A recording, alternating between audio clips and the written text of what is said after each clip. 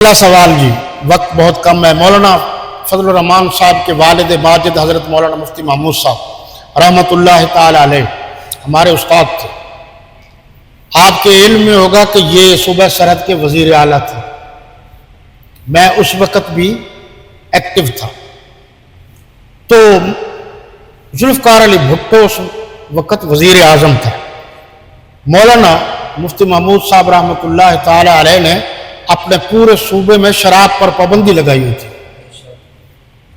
یہ جانے لگا تو انہوں نے کہا، مفتی صاحب نے پیغام بھجوایا، اخبارات میں بھی یہ بات آئی تھی، ادھر آنا ہے تو جو کچھ کرنا ہے پہلے کر کے آنا، صوبہ سرحد کی حدود میں آپ کو شراب نہیں ملے گی اور نہ پینے کی اجازت دی جائے گی۔ آیا نا؟